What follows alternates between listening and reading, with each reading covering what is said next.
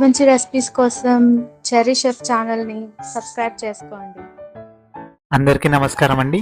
ఈరోజు నేను మీ అందరి కోసము ఎంతో రుచిగా ఉండే మటన్ నల్లి బిర్యానీ రెసిపీ తీసుకొచ్చాను. దీనికి ఎవరైనా ఫిదా అయిపోవాల్సిందే. వీడియోలోకి వెళ్ళిపోదామా? ఇప్పుడు ఒక బౌల్ తీసుకోండి. ఈ బౌల్లో నేను ఒక 700 గ్రామ్స్ దాకా మటన్ నల్లి పీసెస్ ని యాడ్ చేసుకుంటున్నాను. మీరు వీడియోలో చూపించిన విధంగా పీసెస్ ని కట్ చేసుకుంటే సరిపోతుంది. పీసెస్ ని యాడ్ చేసుకున్న తర్వాత ఒక కప్పు బిరిస్తా యాడ్ చేసుకోండి.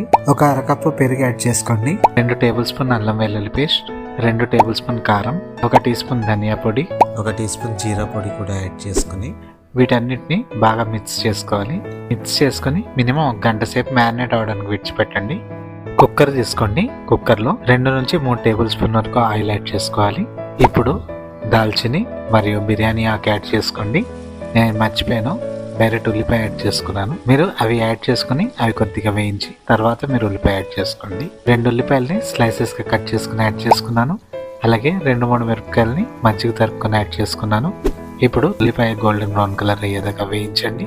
ఇప్పుడు 2 టమాటాలని చిన్నగా తరుపుకొని యాడ్ చేసుకున్నాను. దీన్ని కూడా బాగా మిక్స్ చేస్తూ టమాటా మెత్తబడేలాగా వేయించాలి.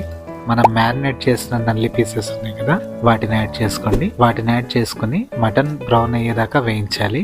దీనికి హ్యాపీగా 15 నుంచి 20 నిమిషాల వరకు పడుతుంది. కాస్త దగ్గరుండి జాగ్రత్తగా దీన్ని బ్రౌన్ అయ్యేదాకా వేయించాలి. వేయించిన తర్వాత ఇప్పుడు 1 టీ స్పూన్ గరం మసాలా, అలాగే తగినంత సాల్ట్ యాడ్ చేసుకుని ఒక 2-3 నిమిషాలు బాగా మిక్స్ చేసుకోండి.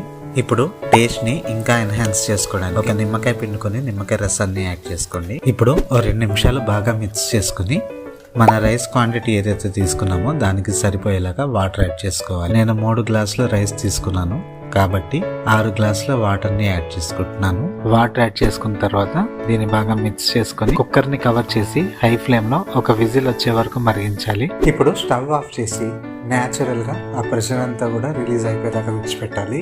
వన్స్ రిలీజ్ అయిపోయిన తర్వాత మన నల్లి పీసెస్ అనేవి ఈ విధంగా ఉడికిపోతాయి. ఇప్పుడు మనము అరగంట సేపు నానబెట్టుకున్న బాస్మతి బిర్యానీని యాడ్ చేసుకోవాలి. యాడ్ చేసుకున్న తర్వాత కొద్దిగా బిరిస్తా, పుదీనా మరియు కొత్తిమీర యాడ్ చేసుకుని దీన్ని మళ్ళీ క్లోజ్ చేసుకుని ఒక విజిల్ వచ్చే వరకు దీన్ని ఉడికించాలి. ఇప్పుడు లో ఫ్లేమ్ లో 20 నుంచి 25 నిమిషాల వరకు ఉడకనివ్వాలి. ఉడికించిన తర్వాత చూసారా ఎంత బాగా వచ్చిందో.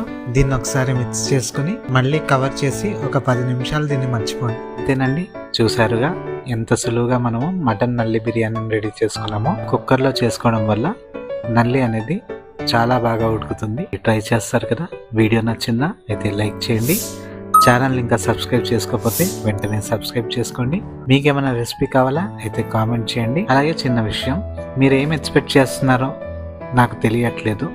ఏదో బ్లైండ్ గా నేను చేసుకుంటూ వెళ్ళిపోవడం నాకు ఇష్టం లేదు. ప్రతి పోల్ ద్వారా నేను ప్రతి వారం మీకు ఇష్టమైనది ఏంటో తెలుసుకొని ఆ రెసిపీస్ మీకు తీసుకొచ్చే ప్రయత్నం చేస్తాను.